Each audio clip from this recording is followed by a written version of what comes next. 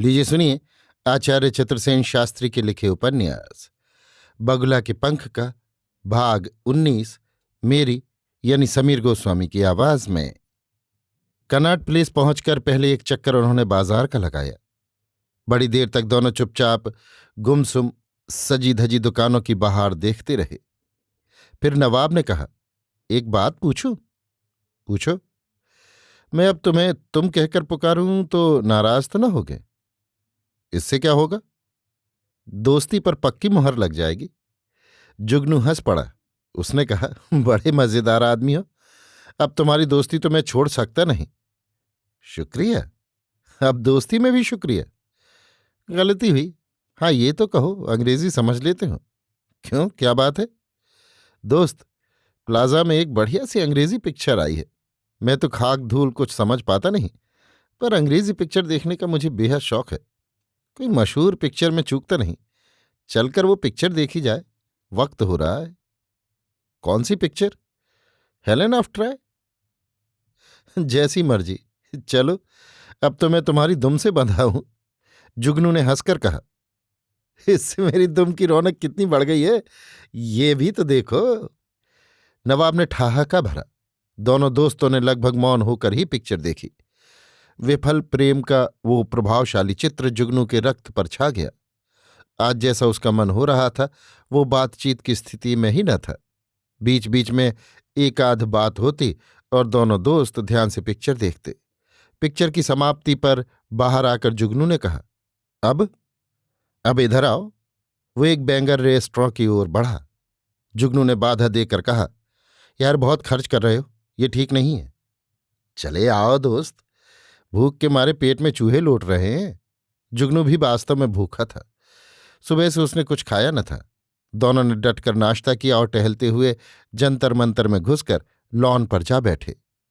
नवाब ने सिगरेट पेश करते हुए कहा, यहां आप डटकर बातें होंगी? किस किस्म की? गधे पचीसी की? तुम यार अभी इसी के घेरे में हो। उम्र के लिहाज से मैं जरा आगे हूं, मगर तबीयत से वही हूं। लो अब कच्चा चिट्ठा खोल डालो। कच्चा चिट्ठा कैसा? जुगनू जरा घबराया। पहले तो ये बताओ, जेब खाली क्यों रहती है? दिल्ली शहर में खाली जेब कैसे काम चल सकता है? ऐसी कुछ खाली भी नहीं, लेकिन मैं तनख्वाह सिर्फ 100 रुपये माहवार लेता हूं। कांग्रेस का ज्वाइंट सेक्रेटरी हूं। ज्यादा तनख्वाह लेना मुनासिब नहीं समझता। आखिर कौम की खिदमत भी तो एक चीज है। वो बात पीछे होगी। अभी ये बताओ कि तनख्वाह क्या सब खर्च हो जाती है? ये मैं नहीं जानता। मैं तो अपनी तनख्वाह एक आदमी को दे देता हूं। वो आदमी औरत है या मर्द?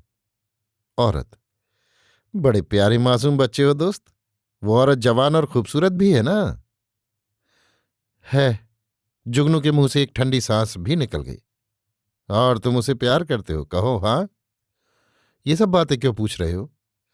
इसलिए कि तुम्हारी कुछ मदद करूं, तुम्हारे दिल की मुरादें पूरी करूं। समझ लो करता हूं तो इसी बात पर एक सिगरेट पियो दोस्त।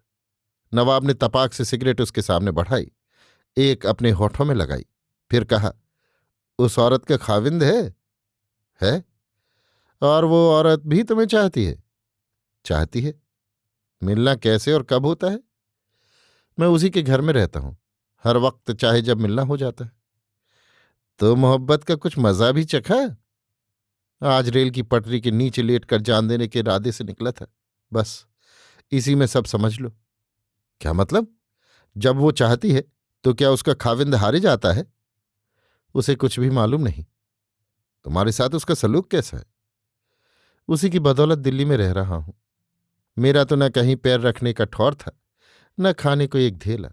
उसी की बदौलत ये इज्जत की नौकरी मिली है। म्यूनिसिपल कमिश्नर भी हो गया हूं। 4 बड़े आदमियों से मुलाकात भी हो गई है। तो वो बहुत भला आदमी है। लेकिन तुम्हारी उस औरत से ये मोहब्बत कितने दिन की है? मैंने तो पहली ही नजर में जब उसे देखा था दिल दे दिया था। पर वो भी मुझे चाहती है, ये मुझे मालूम न था। अब मालूम हुआ? हाँ। कब? आज सुबह।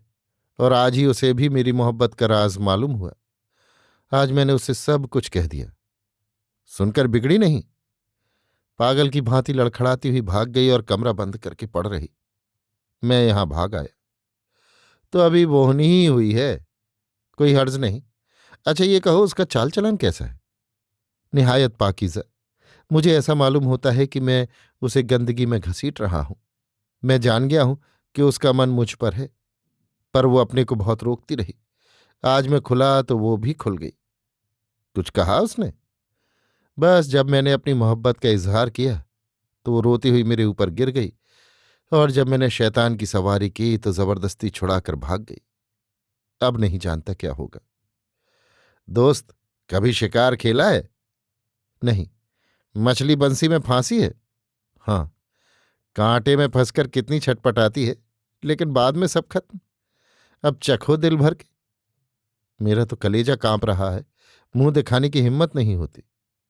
कभी किसी औरत की सोहबत भी की है? की है, एक अंग्रेज औरत की। मैं उसका नौकर था। खैर, ताहम अभी मासूम हो। इस वक्त तुम्हें एक दोस्त की सख्त जरूरत थी। कहो हाँ। थी तो। और दोस्त मिल गया नवाब। लाओ, हाथ दो। दोनों दोस्तों ने हाथ मिलाए। नवाब ने 2 और सिगरेट निकाली। जुगनू ने कहा, अब मैं क्या करूं? घर जाओ और सबका बातचीत इस तरह करो कि जैसे कुछ हुआ ही नहीं है, और गौर से उसके तेवर देखो। फिर मौका पाकर उससे माफी मांगो। देखो क्या कहती है। कहीं अपने खाविंद से न जड़ दी हो।